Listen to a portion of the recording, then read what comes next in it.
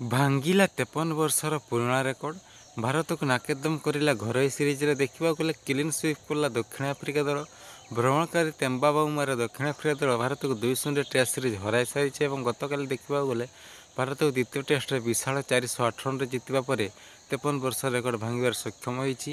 ଦକ୍ଷିଣ ଆଫ୍ରିକା ଦଳ ଦେଖିବାକୁ ଗଲେ ତେମ୍ବା ବାଉମାର ଏହି ପ୍ରଦର୍ଶନରେ ଦେଶ ସାରା ଖୁସି ରହିଛନ୍ତି ଏବଂ ଦେଖିବାକୁ ଗଲେ ଗୌତମ ଗମ୍ଭୀର ରାଗରେ ପୁଣି ଥରେ ସେହି କଥା କହୁଛନ୍ତି, ଗୋଟିଏ ଛକାରେ ୱାର୍ଲ୍ଡ କପ୍ ଜିତାଇନି କିନ୍ତୁ ଆମେ ହାରିପାରୁ, କିନ୍ତୁ ଗୋଟିଏ ଛକାରେ ୱାର୍ଲ୍ଡ କପ୍ ଜିତାଇନି।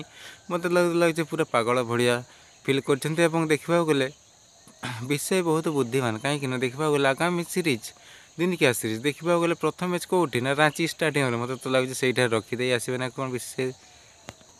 ତ ଆପଣଙ୍କ ମତରେ କୁହନ୍ତୁ, ଗୌତମକୁ ସେଇଠି ରଖିବା ନା ରଖିବା ନାହିଁ ତାହା କମେଣ୍ଟରେ ନିଶ୍ଚୟ ଲେଖନ୍ତୁ। ଏବଂ ତେବେ ଚାଲନ୍ତୁ ଜାଣିବା ସମ୍ପୂର୍ଣ୍ଣ ଖବର ବିଷୟରେ।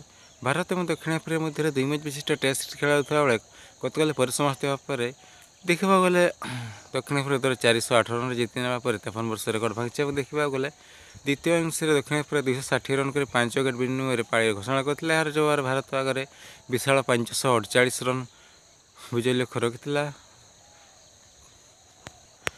ମୋତେ ତ ଲାଗୁଛି ଏହି ସିରିଜରେ 548 ରନ୍ ହେବା ତ ଦୂରର କଥା, ଭାରତ ସ୍ୱପ୍ନରେ ଭାବିନଥିବ ଏତିକି ରନ୍ ହେବ। ସେତିକି ରନ୍ କରିବାକୁ ରିଷଭ ପନ୍ଥ ସେନା ପାରିନଥିଲେ। 140 ରନ୍ କରି ଅଲ୍ ଆଉଟ୍ ହୋଇଯାଇଥିଲେ। ତେଣୁ 408 ରନ୍ରେ ଜିତିବା ପରେ ଦକ୍ଷିଣ ଆଫ୍ରିକାର ବାଉନା ତଥା ବାଙ୍ଗରା ବାବୁମା ସେ ପୁଣି ଥରେ ଦେଖାଇଦେଲେ ଯେ ବିଶ୍ୱ ଚାମ୍ପିୟନ୍ ଏମିତି ହେଇଥାଏ। ତ ଫ୍ରେଣ୍ଡ ଆପଣମାନେ କୁହନ୍ତୁ, କାହାର ଭୁଲ ପାଇଁ ଏହି ଭାରତ ହାରିଲା ତାହା କମେଣ୍ଟରେ ନିଶ୍ଚୟ ଲେଖନ୍ତୁ। ଭିଡ଼ିଓଟି ଭଲ ଲାଗିଥିଲା ଭିଡ଼ିଓଟି ଲାଇକ୍ କରନ୍ତୁ। ଭିଡ଼ିଓଟି ଦେଖିଥିବାରୁ ଧନ୍ୟବାଦ।